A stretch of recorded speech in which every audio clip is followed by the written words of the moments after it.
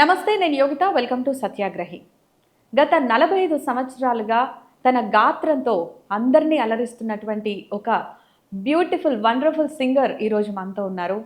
ఆవిడ అటు లలిత సంగీతంలోనూ అదేవిధంగా సినిమాల్లోనూ పాటలు పాడుతూ 3 తరాలుగా మనల్ని ఎంటర్టైన్ చేస్తూ వస్తున్నారు. ఆవిడ మరెవరో కాదు, ది గ్రేట్ సురేఖామూర్తి గారు.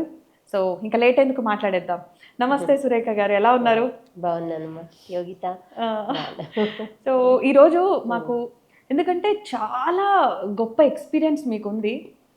అరౌండ్ ఒక 77 నుంచే, మీ చిన్నప్పటి నుంచే మీరు ఫస్ట్ క్లాస్ నుంచే పాడడం స్టార్ట్ చేశారు కదా. సో ఇంత ఇన్స్పిరేషనల్ ఉన్న మీరు ఈ తరం సింగర్స్కి చాలా ఇన్స్పైర్ చేసేటువంటి వర్డ్స్ చెప్తారని అనుకుంటున్నాం. సో మీరు అప్పటి నుంచి ఇప్పటి వరకు ఒక 45 years ఎక్స్పీరియన్స్తో ఇప్పుడు తలుచుకుంటే మీకు ఏమనిపిస్తుంది? ఒక పాట రూపంలో మీకు నచ్చిన పాటతో మొదలు పెడదాం. తప్పకుండా అమ్మా. నాకు లలిత సంగీతము అంటే చాలా ఇష్టం యాక్చువల్గా. అయితే ప్రొఫెషన్ పరంగా ఎక్కువగా లలిత సంగీతం పాడే అవకాశాలు, మాకు వేదిక మీద పాడే అవకాశాలు ఎక్కువ రావు. ఎక్కువ సినిమా పాటలే జనం ఇష్టపడతారు కాబట్టి లలిత సంగీతం పాడే అవకాశం రాదు కాబట్టి ఒక పాట ఇప్పుడు పాడి వినిపిస్తాను. నాకు చాలా పేరు తెచ్చినటువంటి పాట ఈ పాట. నేను ఆల్ ఇండియా రేడియోలో పాడినటువంటి పాట అన్నమాట. ఇదే పాట పాడుతా తీయగాలో కూడా నేను బాలు గారి దగ్గర పాడాను. ఒక్కసారి ఒక్కసారి అనే పాట. ఆ పాటతో ప్రారంభిస్తాను. ఒక్కసారి ఒక్కసారి మళ్ళీ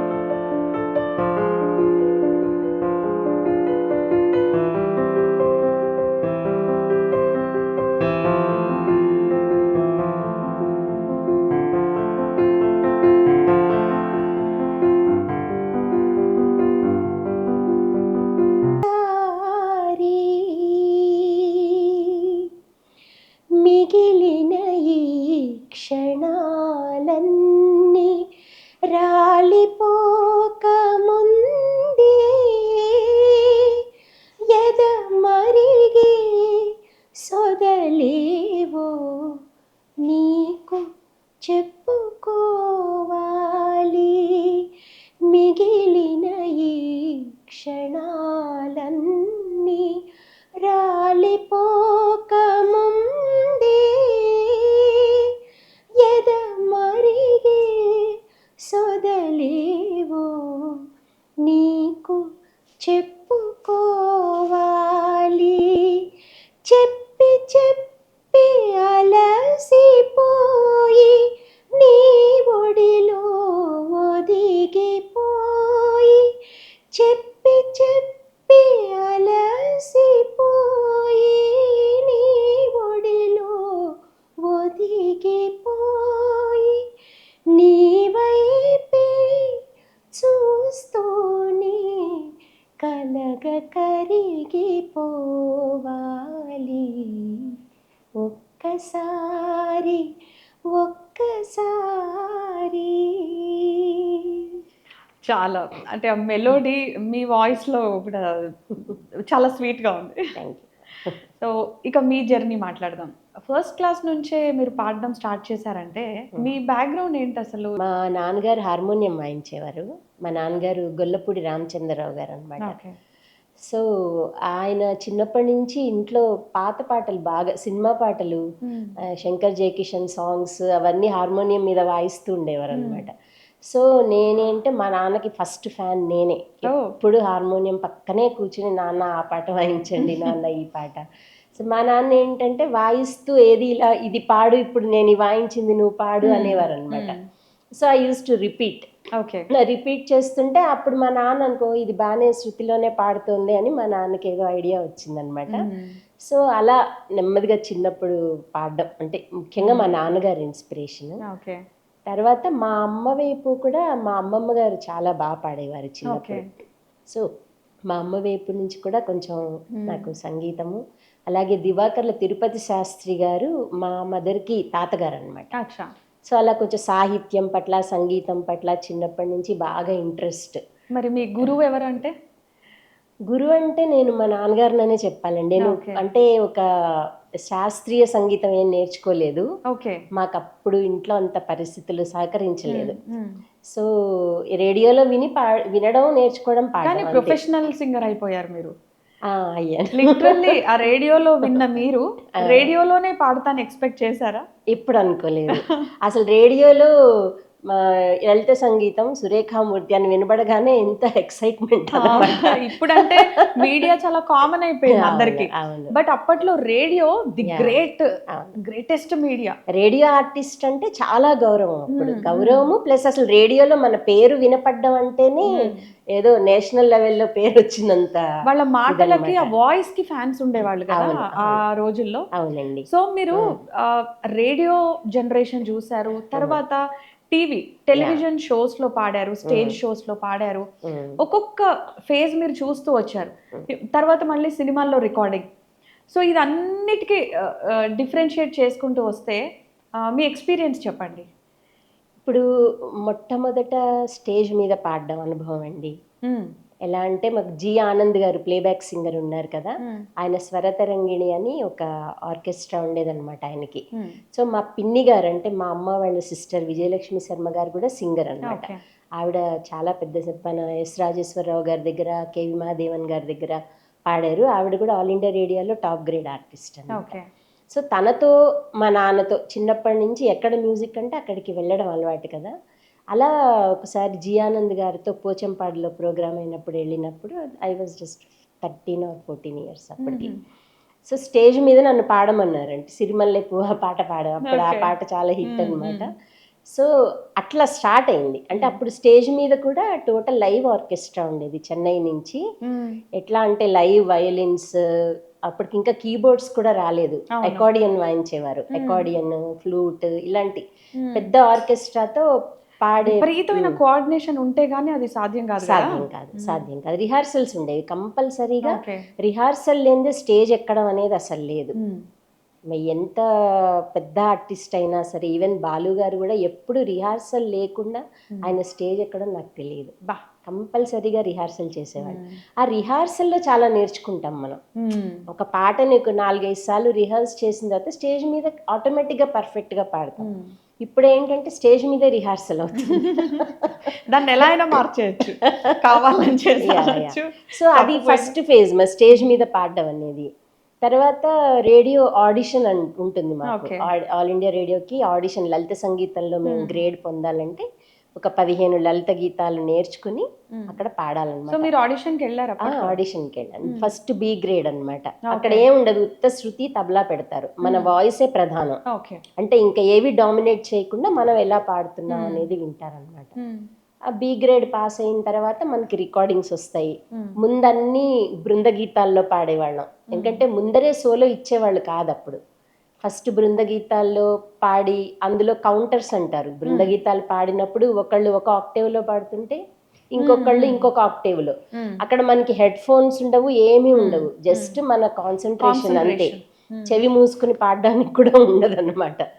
సో అప్పుడు అదేంటంటే మాకు పక్క వాళ్ళు ఒక ఆక్టేవ్ పాడుతుంటే మేము ఇంకో ఆక్టేవ్లో పాడడం అనేది సాధన.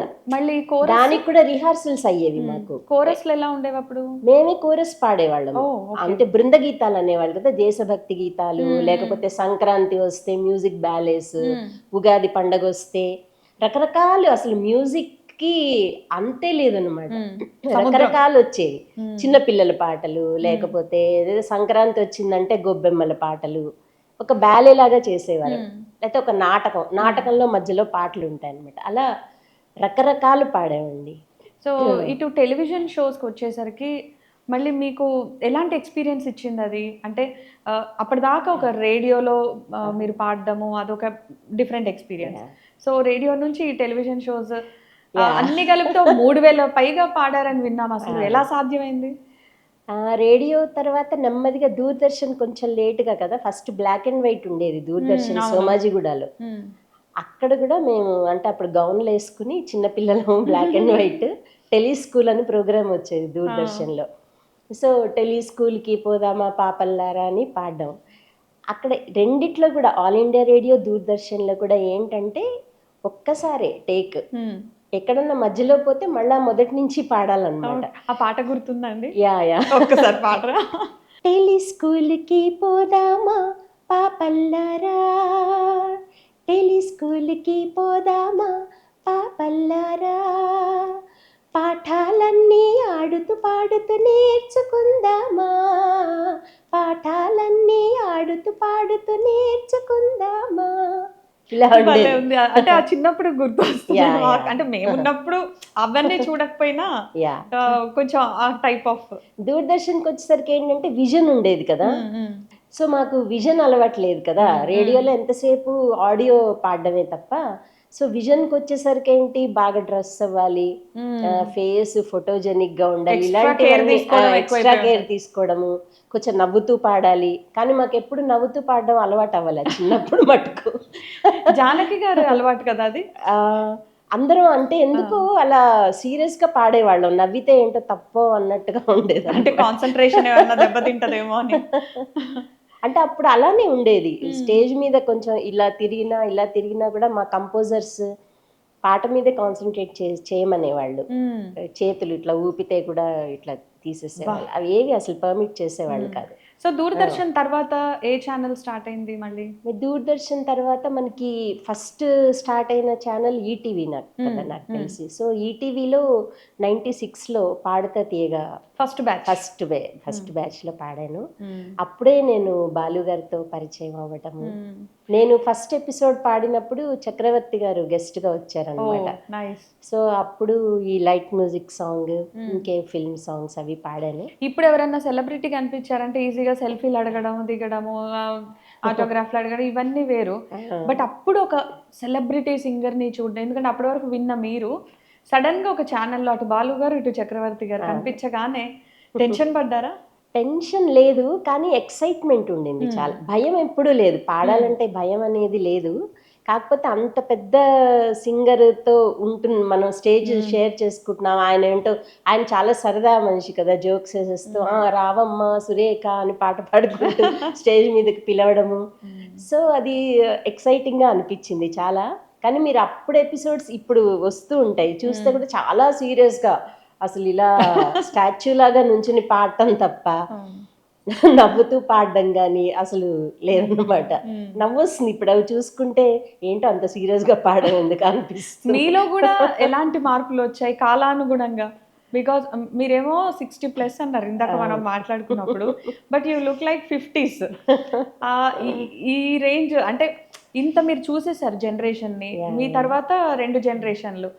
సో ఈ కాలానుగుణమైన మార్పులు ఇవన్నిటిని మీరు ఎలా అబ్జర్వ్ చేశారు, ఎలా మాతో షేర్ చేసుకుంటారు? నాకు యాక్చువల్లీ నేను చాలా ఎంజాయ్ చేస్తానండి ఇప్పుడు ప్రజెంట్ జనరేషన్, ఎస్పెషల్లీ సింగర్స్ చాలా ఎంజాయ్ చేస్తాను వాళ్ళ పాటని. ఎందుకంటే వాళ్ళు ఒక ప్రొఫెషనల్గా వస్తున్నారు, చక్కగా శాస్త్రీయ సంగీతం నేర్చుకుని వాళ్ళు ఏం చేస్తున్నారో వాళ్ళకి తెలుసు, అండ్ వాళ్ళకి ఏం కావాలో కూడా వాళ్ళకి తెలుసు. మా జనరేషన్ ఏంటంటే అవకాశం వస్తే వెళ్ళడం తప్ప మా అంతటా మేము అవకాశాలు వెతుక్కోవడం అనేది ఎప్పుడూ లేదు. అదేదో తప్పులాగా, అంటే ఇప్పుడు ఎవరినన్నా దగ్గరికి వెళ్ళి మమ్మల్ని పాడించండి అని అడిగితే అదేదో తప్పులాగా ఫీల్ అయ్యేవాళ్ళం అనమాట. మన టాలెంట్ ఉంటే వాళ్ళే మన దగ్గరకు వచ్చి అడుగుతారు కదా, మనం ఎందుకు అనేది. బట్ అది అప్పట్లో అది రైట్ అయ్యి ఉండొచ్చు, కానీ ఇప్పుడు చూస్తే మేము నిజంగా అవకాశాల కోసం వెళ్ళి ఉంటే ఇంకా చాలా అవకాశాలు వచ్చేవేమో మాకు అనిపిస్తుంది అనమాట. ఈ జనరేషన్ ఆడవాళ్ళు మల్టీ టాస్కింగ్ అనేది వెరీ కామన్ అయిపోయింది. అదో పెద్ద గొప్ప విషయం లాగా ఎవరు తీసుకోరు, అందరూ చేస్తున్నారు కదా అనుకుంటారు. ఒక జాబ్ చేస్తూ మీరు ఒక పర్టికులర్ ఒక ప్రొఫెషన్లో మీరు ఉండి మళ్ళీ ఇలా మీ ప్యాషన్ని కూడా దాన్ని మిళితం చేసి అది ఇది బ్యాలెన్స్ చేశారు. సో మీ జాబ్ ఎక్స్పీరియన్స్ దాన్ని బ్యాలెన్స్ చేస్తూ సింగింగ్ వైపు రావడం ఇదంతా ఒకసారి మెమరైజ్ చేసుకుంటారా? బ్యాలెన్స్ చేస్తున్నాను నాకు ఎప్పుడు అనిపించలేదు, Enjoy బికాజ్ చేశారు. I enjoyed it. Even my job I enjoyed it. అంటే కాకపోతే టైం ఎక్కువ ఉండేది కాదు. ఎప్పుడైనా ప్రోగ్రామ్ ఉంటే ఆఫీస్ నుంచే వెళ్ళిపోవడము, పాడేయడము, ఇంటికి వెళ్ళేసరికి లేట్ అయిపోవడము, మళ్ళీ పొద్దున్నే లేవడం, వంట చేయడము, అదంతా ఒక రొటీన్ లాగా అయిపోయింది. Okay. But I never thought అది చాలా కష్టపడ్డానని ఎప్పుడు అనుకోలేదు అసలు. ఇట్స్ పార్ట్ ఆఫ్ లైఫ్ అన్నమాట. I enjoyed everything. సో మీరు ఇందాక అన్నారు కదా సిరిమల్లె పువ్వ సాంగ్, అది ఒక్కసారి మీ నోటి నుంచి వినాలి. 16 ఇయర్స్ది 60 ఇయర్స్లో పాడమంటున్నారా? 1660. సిరిమల్లె పువ్వా, సిరిమల్లె పువ్వా, సిరిమల్లె పువ్వా, చిన్నారి చిలకమ్మ, నా వాడు ఎవరి, నా తోడు ఎవరి, ఎన్నాళ్ళకొస్తాడే. సిరిమల్లె పువ్వా, సిరిమల్లె పువ్వా, చిన్నారి చిలకమ్మ, నా వాడు ఎవరి, నా తోడు ఎవరి, ఎన్నాళ్ళకొస్తాడే. కొమ్మల్లో కోనల్లో కోయన్నవో కోయిలా, ఏ పూల వానల్లో ఝుమ్మన్నవో తుమ్మెదా, వయసంతా వలపై మనసే మై మరుపై ఊగేనే, పగలంతా దిగులు రేయంతా వగలు రేగేనే. చుక్కల్లారా దిక్కులు దాటి వాడెన్నాళ్ళకొస్తాడు. సిరిమల్లె పువ్వా, సిరిమల్లె పువ్వా, చిన్నారి చిలకమ్మ, నా వాడు ఎవరి, నా తోడు ఎవరి, ఎన్నాళ్ళకొస్తాడే. సిరిమల్లె పువ్వా, సిరిమల్లె పువ్వా. బ్యూటిఫుల్. అయితే ఎప్పుడైనా మీరు సినిమాల్లో కూడా పాడారు, దట్టు ఎస్పి బాలసుబ్రహ్మణ్యం గారు, శంకర్ మహాదేవన్ గారు, చిత్ర గారు, ఐ థింక్ సుశీల గారుతో కూడా పాడారు. సుశీల గారితో పాడాను. ఓకే. అయితే ఇలా పెద్ద పెద్ద సింగర్స్తో మీరు పాడినప్పుడు ఏదన్నా ఒక టఫ్ సిచ్యువేషన్ అనిపించింది, అంటే శాస్త్రీయ సంగీతం నేర్చుకొని ఉండాల్సిందేమో ప్రొఫెషనల్గా అని ఏమైనా అనిపించిందా, లేదంటే మీకు ఉన్న ఈ ఎక్స్పీరియన్స్ సరిపోయిందా అప్పుడు? సినిమా పాటలకి అంటే అంత శాస్త్రీయ సంగీతం తెలిసి పాడేటువంటి సినిమా పాటలు అయితే నాకు రాలేదండి. అలాంటి అవకాశం రాలేదు. నేను పాడిన పాటలు అన్నీ కూడా అంటే నేను పాడగలిగే పాటలే వచ్చాయి నాకు. మెలోడీస్ అలానే వచ్చాయి. ఎక్కువగా వందే మాతరం శ్రీనివాస్ గారు, కోటి గారు, శశి ప్రీతం. ఫస్ట్ టైం నన్ను సినిమాలో పాడించింది శశి ప్రీతం గారు. ఫస్ట్ డ్యూయట్ బాలు గారితో పాడాను. సో అవన్నీ మెలోడీ సాంగ్సే వచ్చాయి. అయితే క్లాసికల్ నేర్చుకోలేదనే రిగ్రెట్ మటుకు నాకు ఉందండి. ఎందుకంటే ఎప్పుడైనా ఒక టఫ్ కర్ణాటిక్ బేస్డ్ కంపోజిషన్ అది పాడినప్పుడు, ముఖ్యంగా నేను 12 అవర్స్ ఎస్ జానకి గారి పాటలు చేశాను. రవీంద్ర భారతిలో చేశాను. ఆవిడ 12 అవర్స్ వచ్చి కూర్చున్నారు, జానకి గారు కూడా ఆవిడ వచ్చి కూర్చున్నారు. సో ఆవిడ పాడిన పాట మీకు ఐడియా ఉండుంటుంది, నీలీల పాడేద దేవా అనే పాట. చాలా క్లాసికల్ కంపోజిషన్, సన్నాయితో పోటీ పడుతూ పాడతారనమాట ఆవిడ. సో ఆ పాట నేర్చుకునేటప్పుడు నాకు అనిపించింది, అయ్యో నేను కొంచెం సంగీతం నేర్చుకుంటే నాకు అర్థమయ్యి ఇంకొంచెం ఇంకా బాగా పాడేదాన్నేమో అని అనిపించింది అనమాట. ఒకసారి అది గుర్తు చేసుకుంటారా పాట?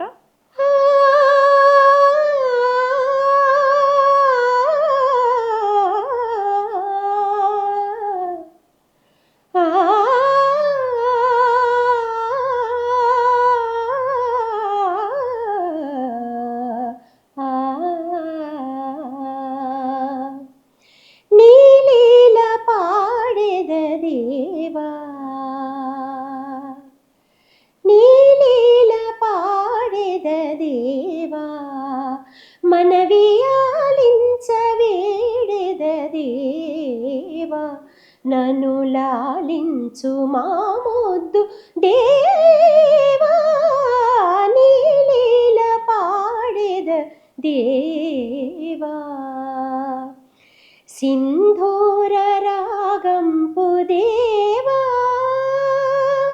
ఆ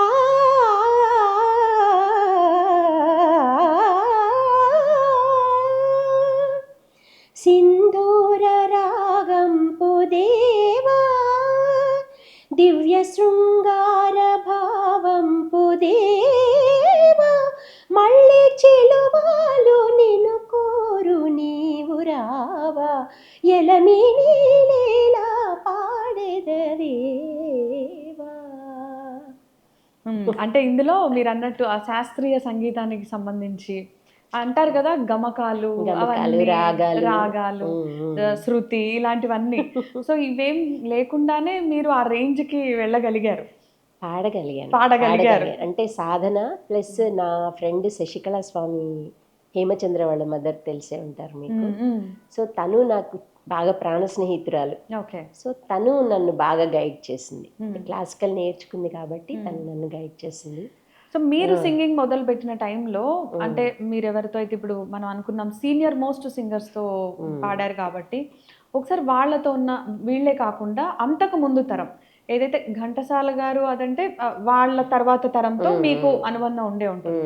సో ఎవరెవరితో బాగా ఎక్కువ ర్యాప్ ఉండేది అండ్ ఈ ఫీల్డ్కి వచ్చిన తర్వాత, ఎందుకంటే మీరు కొత్త సింగర్ ఆ జనరేషన్లో, అప్పుడు వాళ్ళు ఎలా రిసీవ్ చేసుకున్నారు వాళ్ళతో పాడాల్సి వచ్చినప్పుడు? సో ఎలా ఎంకరేజ్ చేశారు?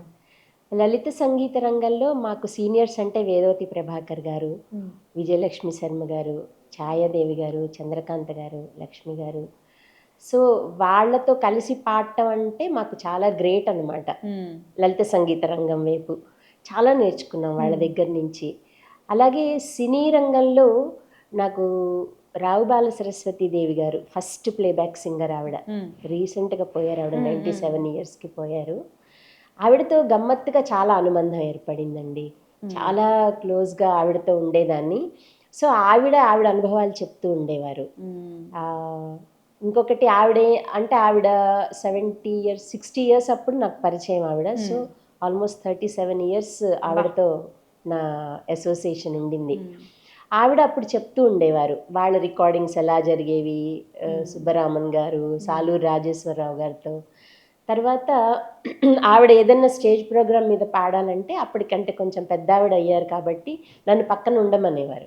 సురేఖ నువ్వు నా పక్కన ఉండమ్మా, ఎక్కడన్నా కొంచెం హై రేంజ్ ఏదన్నా వస్తే జస్ట్ నాకు పక్కన పాడు అని చెప్పి. సో అట్లా ఆవిడతో చాలా అనుబంధము, అంటే ఆవిడ దగ్గరగా ఉండి చాలా నేర్చుకున్నానండి. అలాగే ఎస్ జానకి గారు, ఆవిడతో కూడా చాలా నాకు అసోసియేషన్. వెళ్ళిపోయి ఆవిడతో కొన్ని రోజులు కూడా స్పెండ్ చేసి వస్తూ ఉండేదాన్ని. పొద్దున్న వెళ్ళిపోయి రాత్రి దాకా, ఒక్కొక్కసారి నైట్ కూడా ఆవిడతో ఉండిపోయి. సో అప్పుడు ఆవిడ పాడిన పాటలన్నీ, అంటే అసలు ఆ సింగర్స్ సినిమాలకు పాడింది ఒక ఎత్తు, వాళ్ళు పాడిన ప్రైవేట్ ఆల్బమ్స్ చాలామందికి తెలియవు. ఎన్ని అద్భుతమైన పాటలు వాళ్ళు పాడారంటే ఆ పాటలన్నీ నాకు ఆవిడ వినిపిస్తూ ఉండేవారు అనమాట. ఆవిడ క్లాసికల్ పాడారు, త్యాగరాయ కీర్తనలు పాడారు, జానక్ గారు మీరా భజన్స్ పాడారు, అలా ఎన్నో లలిత సంగీత పాటలు పాడారు. సో ఆ పాటలు నాకు వినిపిస్తూ ఉండేవారు. ఇంకొకటి నా అదృష్టం ఏంటంటే ఎస్ జానకి గారి డైరెక్షన్లో నేను కొన్ని పాటలు పాడే అవకాశం వచ్చింది. కొన్ని light music songs, devotional songs. అంటే ఆవిడ పక్కన ఉండి నా చేత పాడిచ్చారు. అందులో బాగా పేరు తీసుకొచ్చినటువంటి అది ఇంకా ఆడియో రిలీజ్ అవుతుందండి, ఇంకా రిలీజ్ కాలేదు. It's about to be released అన్నమాట. ఈ మధ్య రీసెంట్గా పాడాను ఆవిడ దగ్గర. సో ఆ ఏజ్లో కూడా ఆవిడ నాకు ఎన్నో సలహాలు, ఇప్పుడు ఏదైనా ఒక పదం అనేటప్పుడు ఈ పదం ఇంకొంచెం ఇలా అని చూడు సురేఖ, అది కొంచెం ఇలా వినిపిస్తోంది అని చెప్పటం, ఈ సంగతి ఇలా అని చెప్పటం. సో చాలా, అట్లాగే బాలు గారితో స్టేజ్ మీద పాడానండి, చాలా పర్ఫార్మెన్సెస్ ఆయనతో పాడాను, కలిసి పాడాను. ఎలా ఉండేవారు బాలు గారు? చాలా ఫ్రెండ్లీ అండి, అసలు డౌన్ టు ఎర్త్ పర్సన్ అనమాట. సో ఆయన పక్కన పాడేటప్పుడు ఆయన ఏమన్నా సలహాలు, రిహార్సల్స్ జరిగినప్పుడు ఎక్కడన్నా తప్పు చేస్తే ఆయన సజెషన్స్ చెప్పేవారు, చూడమ్మా ఇలా అంటున్నావు. అలాగే మేము లలిత సంగీతం నేర్చుకున్న లలిత సంగీత దర్శకులు కూడా ఒక పివి సాయిబాబా గారు కానీ, నల్లూరి సుధీర్ కుమార్ గారు, విన్నకోట మురళీకృష్ణ గారు, కలగా కృష్ణమోహన్ గారు పాట నేర్పించేటప్పుడు మాకు ఎన్నో విషయాలు చెప్పేవారు. వాళ్ళు హార్మోని మీద పాట వాయిస్తూ మాకు పాట నేర్పించేవారు. వాళ్ళు ఏమనుకుంటున్నారో మేము అర్థం చేసుకుని పాడాలి. ఇప్పుడు రేడియోలో 10 సార్లు విని పాడేసేది ఒక పాట, సినిమా పాట. నన్ను అడిగితే అది తేలిక. సినిమా పాట ఏంటంటే మనకి అవైలబుల్గా ఉంది, యూట్యూబ్లోనే ఎక్కడ అవైలబుల్గా ఉంది, దాన్ని మనం 10 సార్లు కాకపోతే 25 సార్లు వింటాము, రీప్రొడ్యూస్ చేస్తాము. వెరాజ్ మీకు లైట్ మ్యూజిక్ ఏంటి, కంపోజర్ అనుకున్నది తన మనసులో ఏమనుకుని కంపోజ్ చేశారో that should be translated in my voice. అంటే అది చాలా కష్టం. ఇప్పుడు కొంతమంది సినిమా పాటలు పాడేస్తారు, లలిత సంగీతం ఏదన్నా ఒక పాట నేర్పించి పాడమంటే చాలా కష్టపడతారు. సో అలా మీకు టఫ్ అనిపించింది ఏది అప్పట్లో అలా లలిత సంగీతంలో? లలిత సంగీతంలో టఫ్ అనిపించింది కూడా ఒక పాట ఉందండి, పివి సాయిబాబా గారు కంపోజ్ చేసింది, ఏ రాగమైన వైభోగమే అని. అది కూడా ఎస్ జానకి గారు ఆయన దగ్గర స్టేజ్ మీద పాడిన పాట అన్నమాట. ఒకసారి అది కూడా గుర్తు చేసుకుంటారా? యా, తప్పకుండా. ఏ రాగమైన వైభోగమే, ఏ రాగమైన వైభోగమే, అది వాణి వీణ రావమే అనురాగమే, గణసీమలో పల్లవించే మంగళనాదమై పరిమళించే, ఏ రాగమైన వైభోగమే, ఏ రాగమైన వైభోగమే,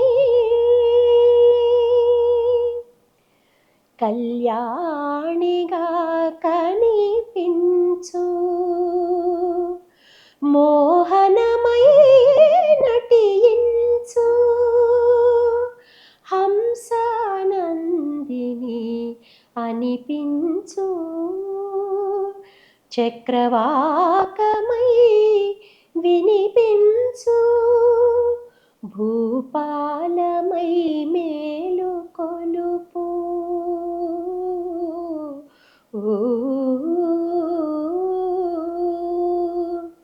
కళ్యాణిగా కనిపించు మోహనమై నటించు హంసానందిని అనిపించు, చక్రవాకమై విహరించు, భూపాలమై మేలు కొలుపు, దీపమ్ముగా వెలుగు నిలుపు, ఏ రాగమైనా వైభోగమే, ఏ రాగమైనా వైభోగమే, ఏ రాగమైనా వైభోగమే. సో ఈ పాటకు అప్పుడు ఎంత కష్టపడ్డారు? చాలా చాలా కష్టపడ్డానండి. ఈ పాట నేను రేడియో ఆడిషన్కి పాడాను అనమాట. సో నాకు టాప్ గ్రేడ్ వచ్చింది ఈ పాట.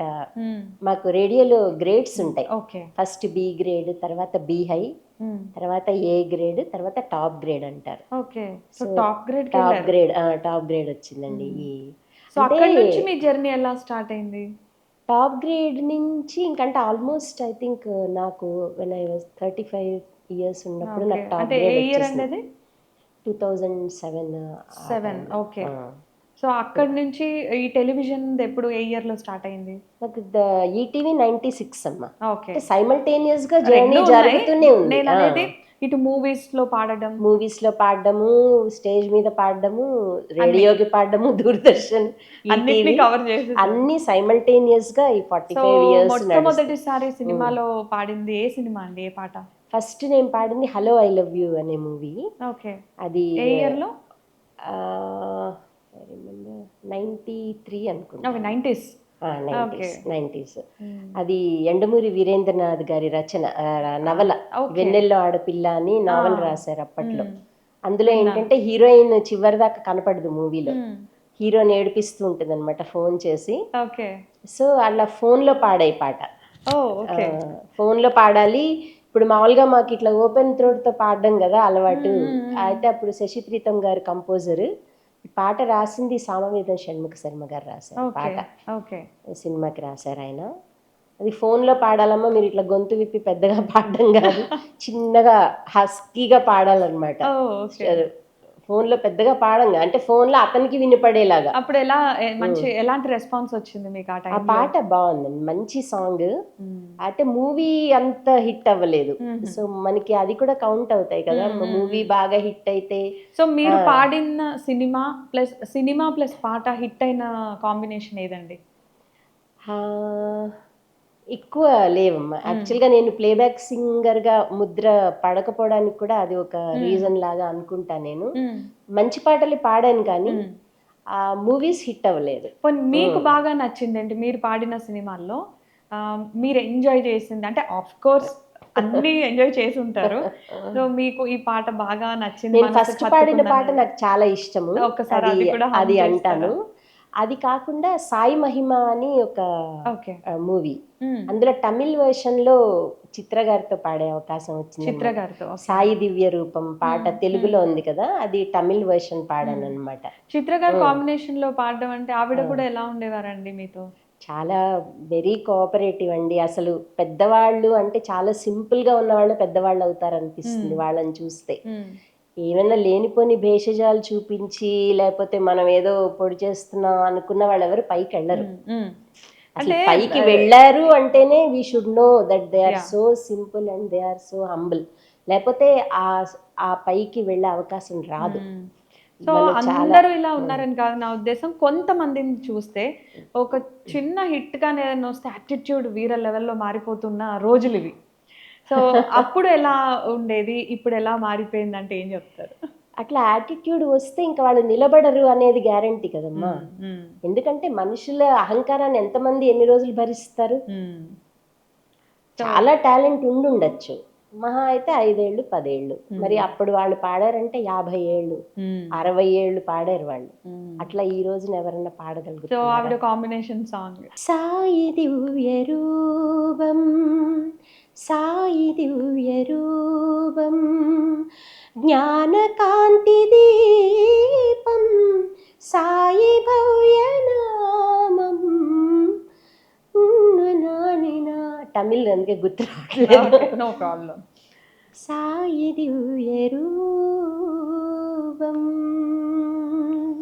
సో ఇప్పుడు రికార్డింగ్స్ అనేవి చాలా ఈజీ అని అనొచ్చు. అంటే మాకు పాటలు రాకపోయినా వాటి గురించి తెలుసు కాబట్టి చెప్తున్నా. సో అప్పటి రికార్డింగ్ స్టైల్కి ఇప్పటి రికార్డింగ్ స్టైల్కి ఈ జనరేషన్లో కూడా మీరు పాడుతున్నారు కదా, సో ఎలాంటి డిఫరెన్స్ చెప్తారు? అంటే ఇప్పుడు బ్రెయిన్కి అంత పదును పెట్టాల్సిన అవసరం లేదేమో అనిపిస్తుంది. ఇట్స్ లైక్ ఇప్పుడు మనం లెక్కలు మాన్యువల్గా చేసాము, దాని తర్వాత క్యాల్కులేటర్ చేసాము, దాని తర్వాత ఎక్సెల్ వచ్చింది. సో అదే పని జరుగుతుంది కానీ అంత కష్టపడరు ఇప్పుడు. ఇంకొకటి ఏంటంటే పాత అప్పుడు పాడేటప్పుడు అందరం కలిసి ఉండేవాళ్ళం. ఇప్పుడు ఆర్కెస్ట్రా, కంపోజర్, ఆ టీమ్ అందరూ రిహార్సల్ చేయడము, పాడడము, దాంతో ఏంటంటే ఒక అట్మాస్ఫియర్ క్రియేట్ అయ్యేది, ఒక అనుబంధం ఉండేది ఆర్టిస్టుల మధ్య. ఇప్పటికీ మేము కలుస్తాం, ఫ్రెండ్స్ 40 ఏళ్ల క్రితం ఫ్రెండ్స్ అయిన వాళ్ళం కూడా ఇప్పటికీ కలిసి బాగా ఎంజాయ్ చేస్తాము. ఇప్పుడు బ్యాండ్ అంటున్నారు బయట మనం చూస్తున్నాం కదా, వాటి మీద మీ ఒపీనియన్ ఏంటి? See, music, as long as people are listening to it, enjoying it, music format మారితే ఏమీ తప్పు లేదు. కాకపోతే అదేంటంటే అది మనసుకి ఆహ్లాదాన్ని కలిగించాలి. ఎప్పుడైనా మీరు ఒక పాట విని ఎక్సైట్ అయిపోకూడదు, ఎంజాయ్ చేయాలి. అంటే ఒక సంగీతం యొక్క ఉద్దేశం ఏంటి? సంగీతం ఏంటంటే ప్రశాంతం చేయడానికి, మనసుని ప్రశాంతంగా, భగవంతుడికి చాలా దగ్గరి సాధనం సంగీతం అంటారు. ఆ బేసిక్ మర్చిపోకూడదు మనం. సంగీతం అనేది మనసుకి ప్రశాంతత కలిగించాలి తప్ప ఉద్వేగాన్ని కల్పిస్తే అది సంగీతం. సంగీతం యొక్క ఉద్దేశం అది కాదు. మనకి శాస్త్రాల్లో చెప్పిందే సంగీతం భగవంతుడిని చేరుకోవడానికి. పోనీ అంత ఆధ్యాత్మికత మనకు ఉందో లేదో మనకు తెలియదు, కానీ ఒక మానసిక ప్రశాంతత అయితే కావాలి కదా. సో అది ప్రధాన ఉద్దేశం అది. ఇప్పుడు వచ్చే పాటల్లో అది బాగా తగ్గిపోయింది. అంటే అరుపులు, కేకలు, కేకలు, మెలోడీ కూడా వస్తుంది, నేను కాదనను, మెలోడీ కూడా వస్తుంది. ఫాస్ట్ బీట్ ఎక్కువ ఇష్టపడుతున్నారు, ఎందుకంటే మ్యూజిక్ ఇన్స్ట్రుమెంట్స్ డామినేషన్ ఎక్కువ అయిపోయింది. ఇంకోటి మ్యూజిక్ డాన్స్ కలిసిపోయాయి. I can't accept it. అంటే మనం గెంతుతూ గెంతుతూ ఏం ప్రశాంతత పొందుతాం మనం పాడేటప్పుడు? పాట అనేది ప్రశాంతంగా ఆ రాగాన్ని ఆస్వాదించి అలా కదా పాడాలి. సో అక్కడక్కడ కొంచెం నచ్చని ఉంటాయి, but still we have to accept it కదా. సో మీకు అవార్డ్స్ రివార్డ్స్ చాలానే వచ్చాయి మీ కెరియర్ లో, కొన్ని 100 అవార్డులు తీసుకున్నారు. ఫస్ట్ అవార్డు ఎప్పుడు వచ్చింది గుర్తుందండి? నాకు అంటే మామూలుగా మన జంట నగరాల్లో సాంస్కృతిక సంస్థలు చాలా ఉన్నాయండి. అలా నాకు ఫస్ట్ అవార్డు ఇచ్చింది కళారాధన అని ఒక సంస్థ, వెంకటరెడ్డి గారు, ఆయన ఈ మధ్య పోయారు ఆయన. అలా కాకుండా ప్రభుత్వం గుర్తించి ఇచ్చిన అవార్డు అయితే మటుకు నంది అవార్డు అండి, ఫస్ట్ టైం. రెండు తెలుగు రాష్ట్రాల్లోనూ మీకు వచ్చింది? అది ఉమ్మడి తెలుగు రాష్ట్రాలు, అప్పటికి 95 అండ్ 96. సో అప్పటికి ఆంధ్ర తెలంగాణ ఇంకా అవ్వలేదు కదా. సో మీకు వచ్చిన అవార్డ్స్ రివార్డ్స్ ఇవన్నీ కూడా మీ మీద ఎలాంటి రెస్పాన్సిబిలిటీని పెంచిందంటారు? డెఫినెట్గా పెంచిందండి. ఎందుకంటే ఇప్పుడు మనం స్టేజ్ మీద పాడడానికి వెళ్తున్నాను, నంది అవార్డు గ్రహీత సురేఖామూర్తి అంటే మనం వెళ్ళి సరిగా పాడకపోతే బాగుండదు కదా. Definitely big responsibility. Correct.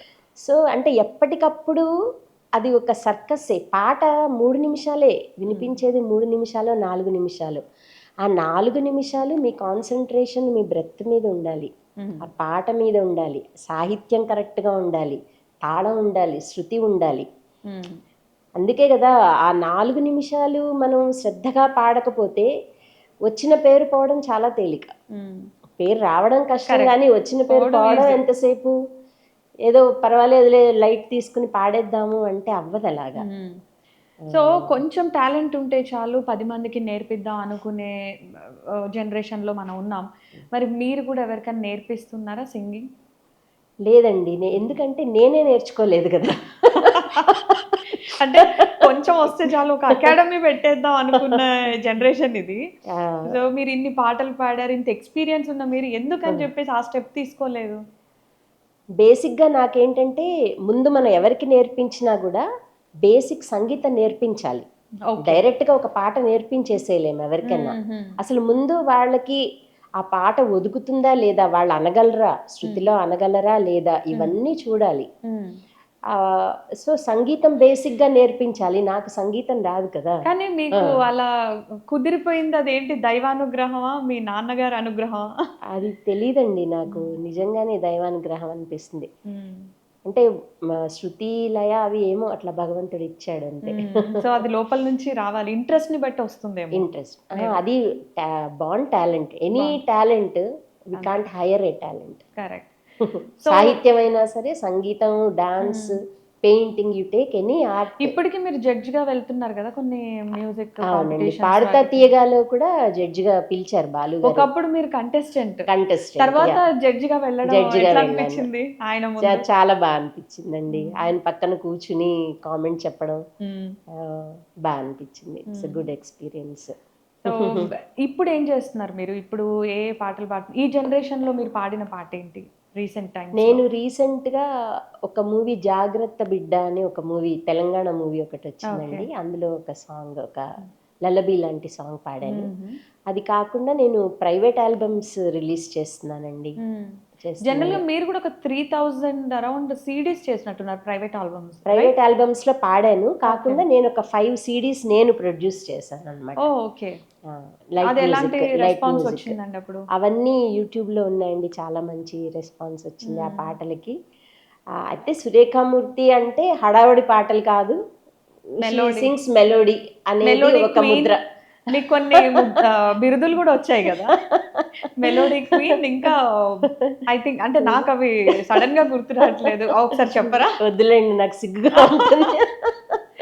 So ఈ బిరుదులన్నీ కూడా రావడం అంటే ఒక పెద్ద పెద్ద టాప్ మోస్ట్, అప్పట్లో ఆ ఘంటసాల గారికి, తర్వాత స్వరబ్రహ్మ, ఇలాంటివన్నీ విన్న అలా చూసి పెరిగారు మీరు. మీకే ఈ బిరుదులు రావడం ఇవన్నీ కూడా ఇప్పుడు అంటే నిజం చెప్పాలంటే ఇప్పుడు సాంస్కృతిక రంగం చాలా అంటే బిరుదులు తెచ్చుకోవడం అది పెద్ద విషయం ఏం కాదండి. నాకు నిజంగా ఎవరైనా నాకు బిరుదు ఇస్తున్నావు సన్మానం చేస్తా అంటే ముందు సిగ్గుగా ఉంటుంది. బికాజ్ ఆ స్టేజ్ అయిపోయింది. ఓకే. ఎందుకంటే వాటి వాల్యూ పోయింది. ప్రతి వాళ్ళకి సన్మానాలు, ప్రతి వాళ్ళకి బిరుదులు, ఇలాంటి స్టేజ్లో అసలు నాకు ఏదన్నా సన్మానం చేస్తున్నారని చెప్పాలంటే కూడా నాకు చాలా మొహమాటంగా ఉంటుందన్నమాట. మరి నేటి తరం గాయకులను మీరు చూస్తూ ఉన్నారు. మీకు ఎవరు బాగా ఇష్టం ఇప్పుడు ప్రజెంట్ జనరేషన్లో? ఏ సింగర్ అంటే మీకు బాగా ఇష్టం? సునీత ఇష్టం అండి చాలా. సునీత, తర్వాత రమ్య బెహ్రా, నిత్య సంతోషిని, సాహితీ చాగంటి. మరి ఇలా ఈ జనరేషన్ సింగర్స్ మీతో ఎవరు టచ్ లో ఉంటారు ఎక్కువ? అందరూ రెగ్యులర్ టచ్ లో ఉంటాము. మా ఇప్పుడు ప్రోగ్రామ్స్ లో కలుస్తూ ఉంటాము, విడిగా కూడా మాట్లాడుతూ ఉంటాము. ఓకే. మీ నుంచి కూడా సజెషన్స్ తీసుకుంటారా?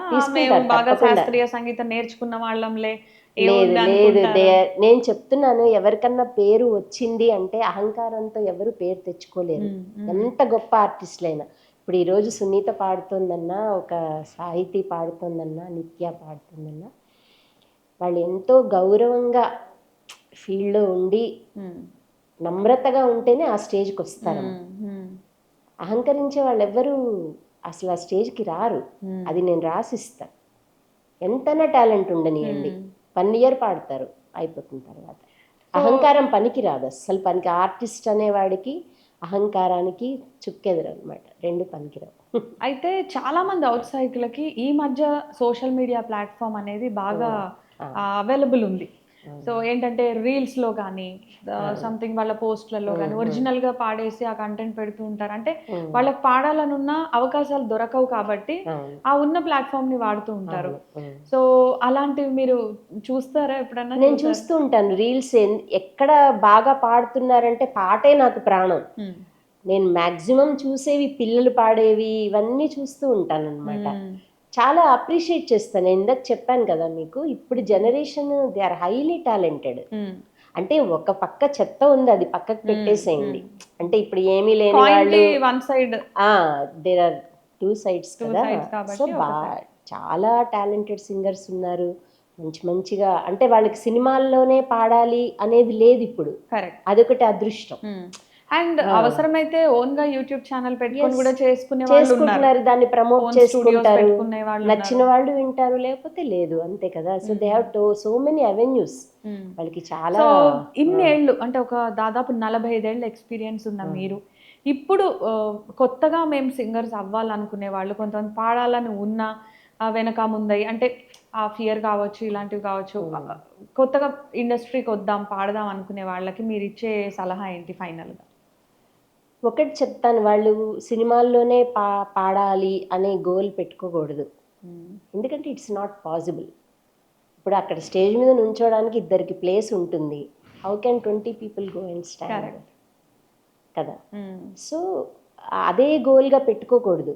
ఎన్నో మనకి లైట్ మ్యూజిక్ ఉంది, డివోషనల్ మ్యూజిక్ ఉంది, కర్ణాటక క్లాసికల్, హిందుస్థానీ క్లాసికల్. అక్కడ పేరు తెచ్చుకోవట్లేదు ఆ పిల్లలు, అద్భుతంగా పాడి ఎంతో పేరు సంపాదించుకున్న వాళ్ళు ఉన్నారు. సో ఆ రంగాల వైపు కూడా వెళ్ళాలి. నేను అనేది సినిమా పాట అల్టిమేట్ కాదు అసలు. సినిమా పాటే అల్టిమేట్, సినిమాల్లో పాడితేనే సింగర్ అనేది కానే కాదు. అది ఫస్ట్ మైండ్లోంచి తీసేయాలి. దానికి బెస్ట్ ఎగ్జాంపుల్ మీరే. ఎన్నో రేడియోల్లో, టీవీ షోస్లో పాడి ఇంత పాపులర్ అయిన మీరు. సో సినిమాల్లో నిజంగా నేను చెప్తున్నాను కదా, పాడాను, నంబర్ ఆఫ్ సాంగ్స్ పాడాను, కానీ ఈ పాట ఇందాక మీరు అడిగారు ఈ పాట ఏ హిట్ అంటే హిట్ లేవు.